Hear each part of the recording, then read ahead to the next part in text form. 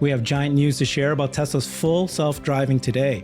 Yesterday, Elon Musk and Tesla Vice President Ashok Goswami posted on X several important information. First, Elon confirmed that FSD version 13 will be another 5 to 10 times better in miles between interventions, saying version 13 is trending to be about 500% better. Second, we'll watch a video of Brad Gurley of Altimeter Capital explaining how Tesla is about to pass Waymo in terms of miles per critical intervention, and that version 13 is 1,000 times in safety improvement just in 2024 alone. Elon replied saying, coming soon. Third, as we wait to see if Tesla will release version 13 by Thanksgiving as promised, Tesla has released 16 video examples of FSD being tested on the rare and adversarial scenarios. Scenarios like dynamic debris being dropped like a safety cone, high-speed crossing child as examples. Ashok said these tests were motivated by real-world events from the customer fleet. Finally, Elon has commented how soon he expects a world with robots indistinguishable from humans and how he made sure his companies are successful. Jeff Lutz, ex-CVP of Supply Chain and Chief Quality Officer, and now CEO of his own supply chain consulting firm, is with us today. Welcome, Jeff. Hey, Herbert. How you doing? Very good. I don't know what it is about weekends. It seems like Elon is much more active. Yeah. He was crazy active this weekend. And fortunately for us, lots of comments about Tesla and FSD. So again, just confirming that things are progressing as he's been saying. So here's, he replied to this post by Gail Alfar. Been testing FSD on highway and city streets, and this is the best build I have experienced. Safe to say, it performs better than the average human. Elon said, cool. Version 13 will be another 5 to 10 times better in miles between interventions. Jeff, I need you to explain to all of us what they're tracking here, miles between interventions. And then this post here by Joseph talking about as a passenger, and he says, you know, it's just incredible. FSD is doing well. Tesla forwarded that saying FSD supervised handles all your driving, no matter how long the trip. Elon replied to that post saying version 13 is trending to be 500% better. What is all this, Jeff? Yeah, Tesla has an unbelievable amount of data that they're gathering from our vehicles that are they're running FSD, and I can imagine, first off, they know all types of intervention types. They have critical interventions. They have non-critical interventions. They know when we tap the accelerator, touch the yoke or the wheel. They have a lot of information on input and what we're doing as a user, because ideally, we're going to transition to a point where there is no input, and to get there, we've got to figure out all the things that are driving input. But not everything is created equal, and I think that's what's important. And then some of the nuance in what you hear Elon talking about and the team talking about, whether it's interventions versus critical interventions, that would be more on par with, safety. And then you've got the crash data that's out there. You have all these different data sets that are out there. And what I see on X is I actually see a lot of people confusing these data sets, and they're trying to either kind of move them in one direction versus what they're thinking versus another. And it's really important to keep things clear by priority in terms of, okay, there's safety and crash data. Tesla publishes that quarterly. And then when you hear them talking about miles per intervention, they talk about, critical or necessary interventions, and just make sure you're listening for that terminology, because those data sets belong in different pools. And then finally, and we'll talk a little bit more about this, I think, later in the show, there are crowdsourced trackers out there that we'll talk about in a bit. And, they're supplying there's a set of data there. There's data, there's information there, but there's also data on hundreds of thousands of vehicles and billions of miles that's there that's not visible to us. So you've got to kind of blend what you're hearing, and you've got to put a lot of weight actually on what you're hearing from the company. And we'll talk a bit about it. This thing about, make sure you're not being spoon-fed and just believing everything you see.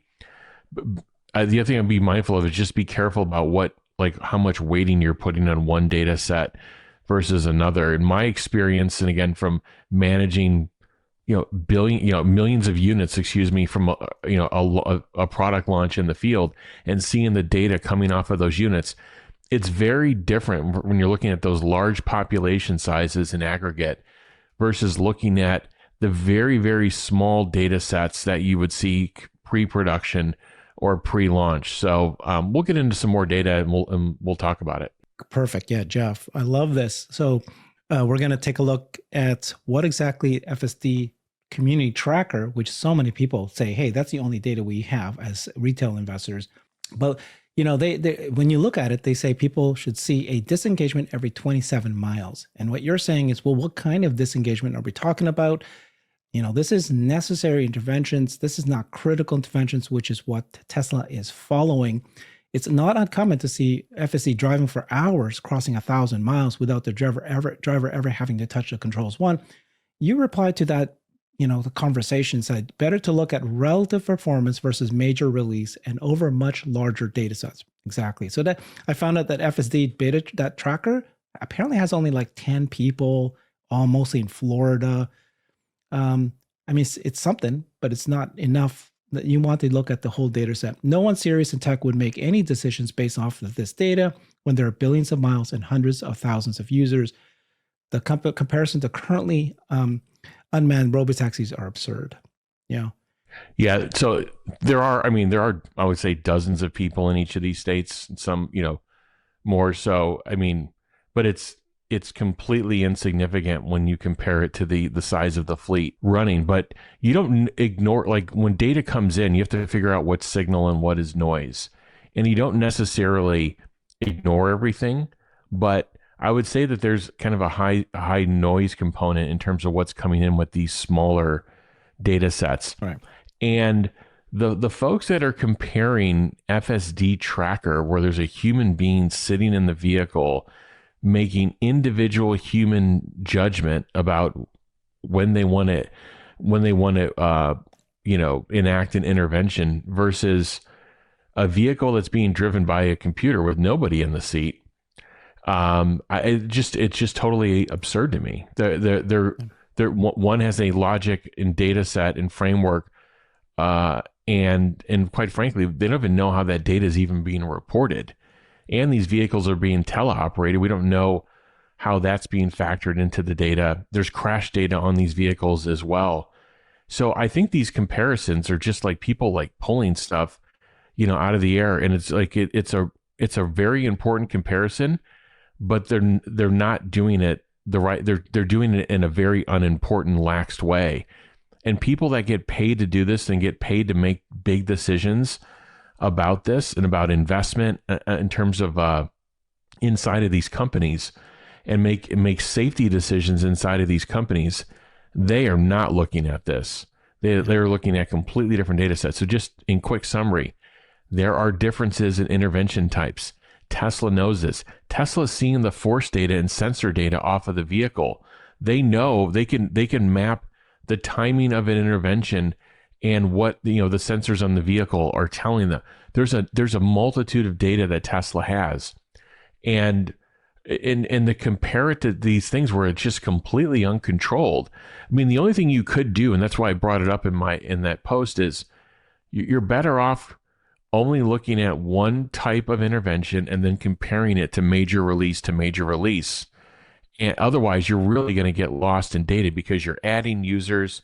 You don't have a statistically significant sample size as it is. And then when you add users in different geographies, your data set's going to continue to be skewed. And the other side of this could be is if you're taking the bear side of this, well, if it was perfect, there would be no interventions.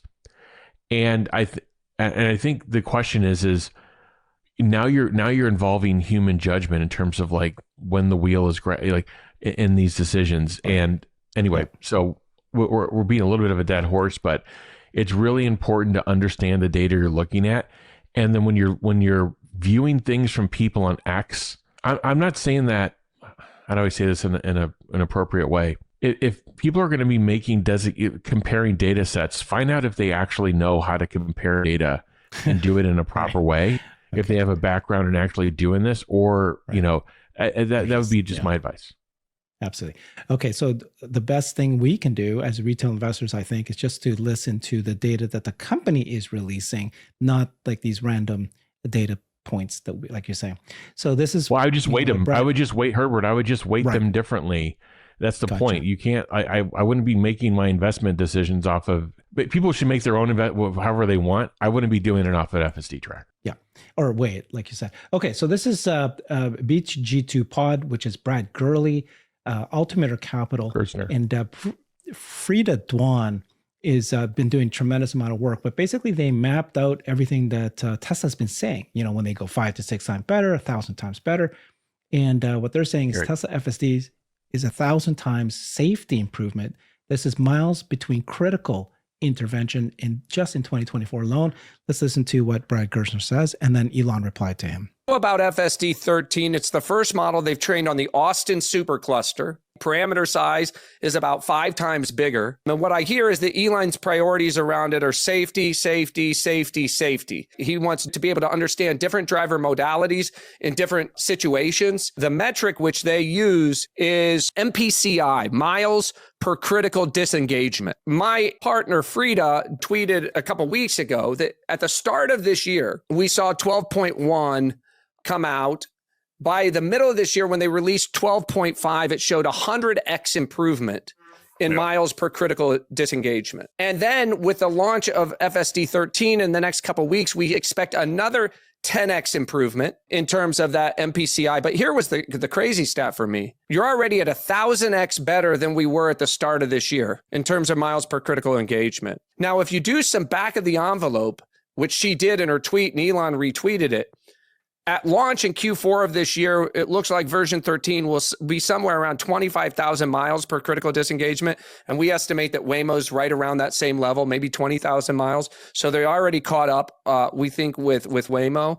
And at the current rate of improvement, in Q1 of next year, they could be at 100,000 miles per critical disengagement. By the middle of next year, 500,000 miles per critical disengagement. Now, just to put this in perspective, there's a human accident every 500,000 miles. I wanted to ask you this. So Elon replied to that video saying coming soon. And is the question, what's coming soon? Tesla about to pass Waymo? FSD 13 is supposed to come soon. They promised it by Thanksgiving. Or that the 1,000 times.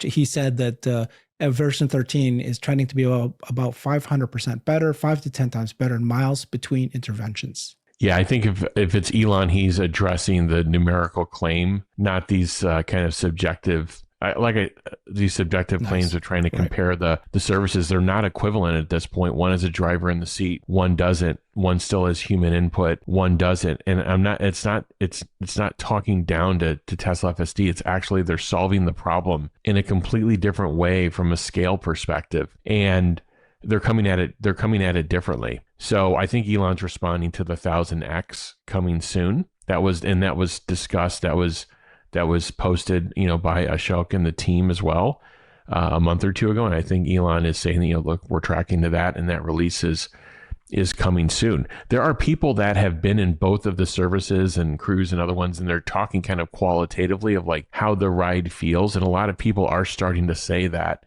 the Tesla on the 12, 5, 6 and above feels better. It's starting to feel more natural, but I think these are more qualitative versus quantitative. By the way, there are sensors, both you could do aftermarket, but the Tesla has the sensors in the vehicle to really understand ride comfort, and that's coming. So if you think of the hierarchy, you've got these critical disengagements, you've got these non-critical disengagements, and you have these ride comfort things. It's not like they're not solving for ride comfort. You see them doing things in the releases, but I think once they get through these critical disengagements and a lot of the non-criticals, you're going to see them also focusing on ride comfort. So it's going to kind of feel the way you want in the vehicle. You heard the coffee cup test and so forth. So I think Elon's referring to the 1,000x. Nice, like that. Okay, so just to remind everybody, a month ago, Tesla AI dropped this post saying that there's all these things that we've accomplished, and here's all the things we're about to accomplish. A very long post. One of the last things they said was they're targeting a wide release with version 13.3 with most of the above improvements for AI4 vehicles around Thanksgiving.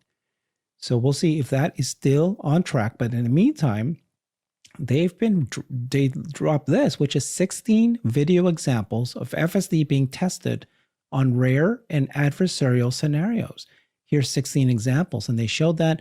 Ashok and the team actually, kind of replied to this and explained some more. One example, for example, is this, peaking, occluded, left turn cut in. Let me just show you one example. The one example I really love is this one, debris falling.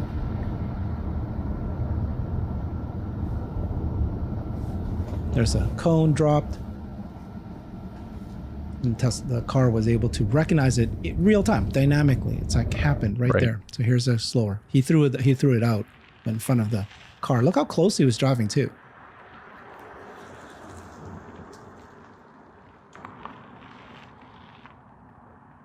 That's one example. Another one is this one, which is high-speed crossing child.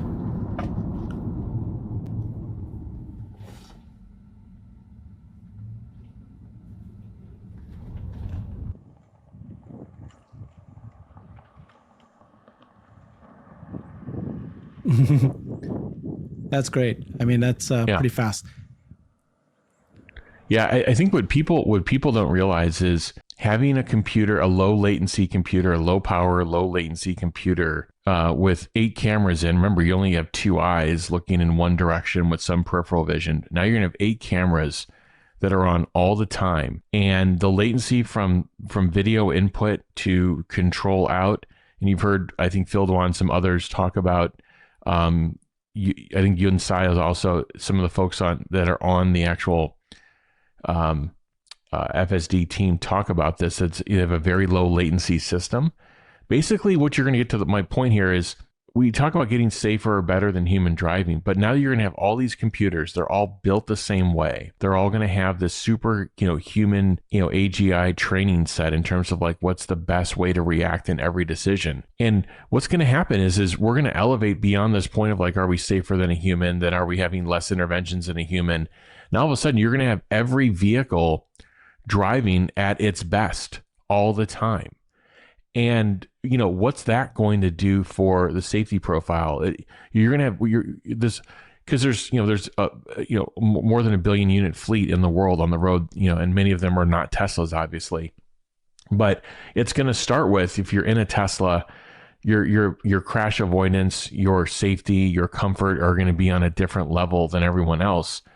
And then eventually, hopefully, what I'm thinking is that a lot of this technology is deemed essential as it's proven, and it gets licensed out, so the rest of the world and the rest of the fleet can become safe over time too. But the Tesla's running these, basically they have a validation team inside of the company. So you have people doing development on individual components. You have people that are working on the training, the pre-training, the post-training, and you have people that are working on quality and validation. And they've come up with these tests to make sure that, look, if they're training on the new cluster in Austin for V13, and as they expand that training, and as every single new model that comes out, they want to validate it and they want to make sure it's good. And I also think the reason that Tesla is posting this on X is they want the public to know that, because there's, if you look at who follows these accounts, these Tesla accounts, and there's tens of millions of people that follow these accounts. There aren't tens of millions of people that have Teslas or have FSD. So I think they're also trying to instill confidence in what they're doing, what they're building, and how good it is. So kudos to the team. I like it. Yeah, I like the fact that they, what am I doing at this stage? That they're actually testing rare and adversarial scenarios. These are the things that when you compare to other, autonomous cars, you have to ask, can they do these things? So here's one, which is reverse cut it, which is occluded. So this guy's reversing out of the car, but it was occluded. If you take a look at the replay here. Hold on. Yeah, see, the car was occluded. That was great. That was one. Peaking. Hold on, here we go. Occluded. Boom. There you go.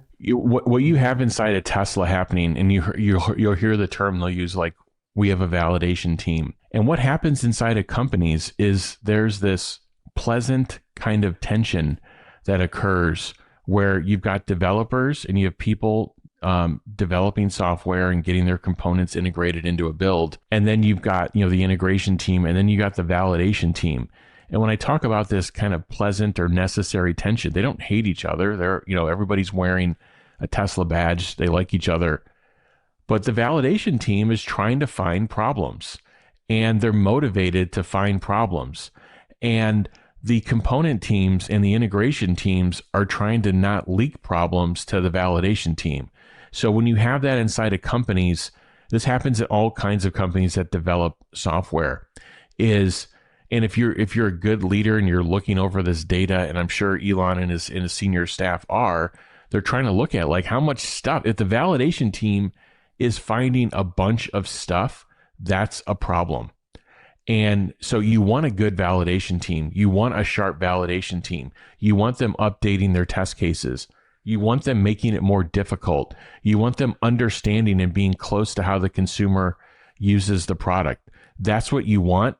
And at the same time, you want that little bit of tension internal in the company to make sure that they're not finding a bunch of stuff in validation. Because if they are, then you have a problem in your development and your integration process inside. So that's what's happening. Tesla has a good validation team. I wouldn't be surprised. By the way, a lot of these situations I think Ashok described are coming from real world data that's coming in that they're seeing. So, it's great that they can actually build validation test cases off of what's happening in the real world and just recreate them. I just went through all the scenarios, which is fantastic. These are data points that Tesla is able to grab. Let me share that again, the kinds of things that now he's saying. So he replied that this high-speed stationary child, this test had the Eagle vehicle at 73 miles per hour. So this is the testing, right? So they've already grabbed this data from the data that's being submitted by all the cars, and then they can, identify a certain kind of edge case, and then they test it. See, okay, did we fix it? This is now the end stage. And he goes, these tests were motivated by real-world events from our customer fleet. Kudos to our talented and brave validation team, as you've been saying, to test these difficult and scary corner cases. The track tests are one of the corner. That's what I said. Yeah. The track tests are I'm just emphasizing. Sorry, Herbert. Gotcha. The track tests are one of the more than 10 different validation methods for FSD. What do you think he meant by that? 10 different validation methods. Well, I want to go back to the corner case thing. That is a common practice. I wouldn't say common. That is a necessary, and the best engineering companies and companies focused on quality, they develop corner cases in every component that they're building. So they're trying to understand, for example, in a mobile phone, for example, you want to understand if you're assessing transmit power, you'd want to understand it at low battery states, and you'd want to understand it at extreme high temperatures, extreme low temperatures, to understand if your transmitter has some sort of abnormal behavior, or if you're actually if you're drifting out of the real specification, especially as it relates to any test relating to safety. So when Ashok uses the term corner test, that's what you're really trying to do. Is you're really trying to push the performance and understand the performance of the system when various elements are at their extremes, and those are the more of the least likely things to happen in the real world. But when you're developing a system and you're trying to make sure it's how many nines safe, you've got to give yourself that kind of margin. So it's fascinating what they're doing. The other thing is, we're seeing the physical video and we're seeing the test case run in a loop in a physical video. Tesla's gathering data in terms of, okay, when did the cameras actually, when did perception occur? When did how long did it take from perception to actually control out in the vehicle? And what was the latency between those 2 points in time? And that's why you heard him, specifically cited 73 miles an hour. I'm sure they're trying to figure out how fast can the vehicle be going where our system is still working and functional. And then he's probably going to push the team, to reduce the latency. So they've got KPIs or key performance indicators that are beyond what we see in these physical videos that they're trying to optimize and make the system have lower latency, lower power, and better performance. And that's why you're starting to see these results yielding in the test cases. Finally, these validation cases are also run just to make sure that there's nothing strange that happened in the integration process of the build that would cause some sort of like obvious issue or failure. So there's kind of a 1 or 0 kind of binary thing here, but there's also an element of really trying to track the relative performance build to build and trying to improve on those KPIs or key performance indicators. One example I gave you. Yeah, thank you so much, Jeff. 1,000 others. That's 1,000 things. That there's not just 10 validation. Your KPI explanation is fantastic, Jeff. Appreciate that. So just wanted to just highlight that we're talking about the validation team here. Phil Dwan is part of the autonomy group team, and that we're talking about the validation, which means that they've already, feel like the car can do this, and they're validating if it works well. This guy, Genma22, said, "I'm an engineer. I develop ADAS systems. My job is to look at Mobileye, radar, and LiDAR data and to develop algorithms to fuse them together. FSD 11 was for me the tipping point. I remember watching it and I could see it. It was as clear as day. With FSD 11, they had solved perception with vision only, hardest problem of all. The rest was just a matter of time. On that day, I took everything I owned and went all in on Tesla." Okay, so anyway, it's fun to see, somebody who says, I actually worked in this space.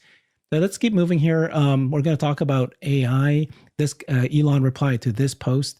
This person said, with how fast AI is advancing, something like Westworld might actually happen in our lifetime. These are kind of human, indistinguishable from human robots that can basically do everything, and you're living and working side by side with them. Mark Andreessen said, my guess is 2035, maybe sooner. And Elon said, sooner. And then I just wanted to bring this up, which is, the way Elon works.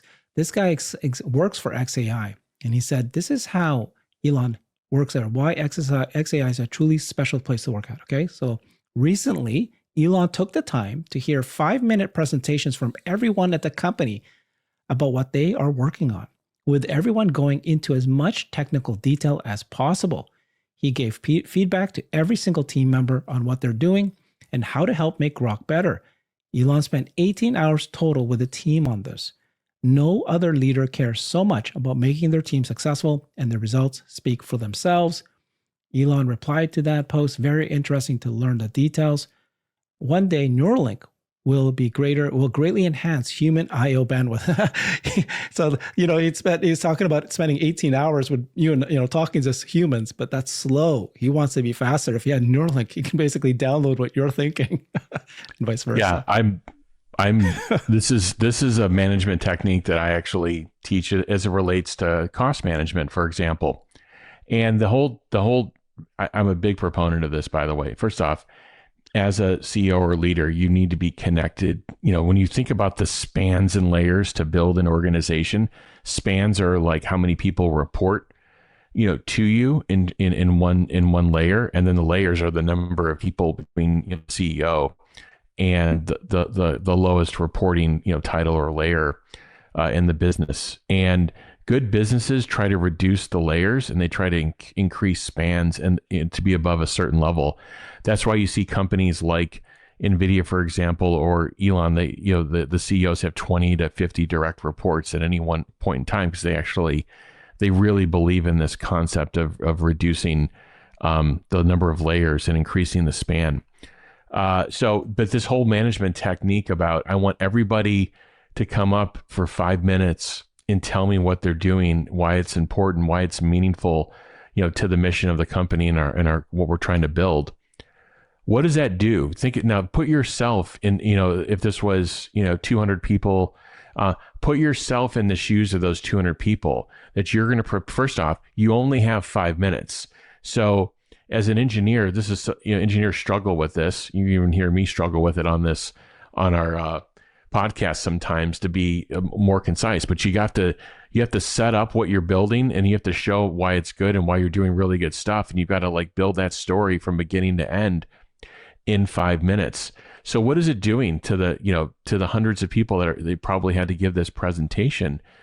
What it's doing is maybe it's every 90 days, right? Here's the other question. Is he doing this every 90 days, every 6 months? regardless of that point in time, if it's 90 days or 6 months, between those two, let's say it's 90 days.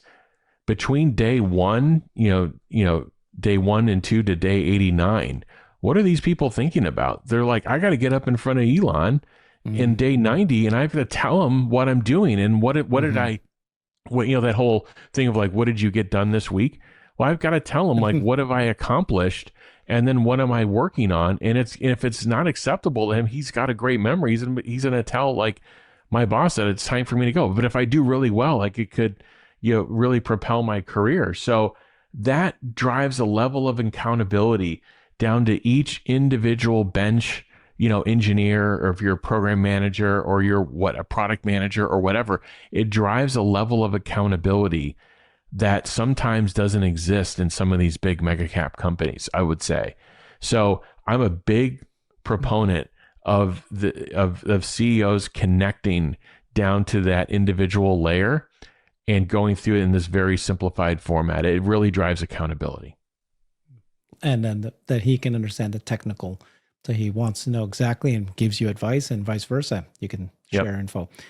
Thank you so much, Jeff. That was great. Big, important updates on FSD. We're hoping to receive version 13 this week. The team sure looks like that they're quite confident with it. And you've explained the difference between what we're actually seeing. And right now, we do see from Tesla's data that there's exponential growth. Hopefully that continues. And that's what we're watching out for.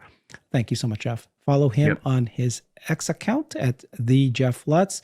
Subscribe to him. Honestly, I am one of the subscribers, and he shares information. One of the few people that will share information to subscribers that are great data points. We'll report some of those tomorrow in the Tomorrow Show, but he releases it earlier on his X account. Follow him there. Thanks, everybody. Bye-bye.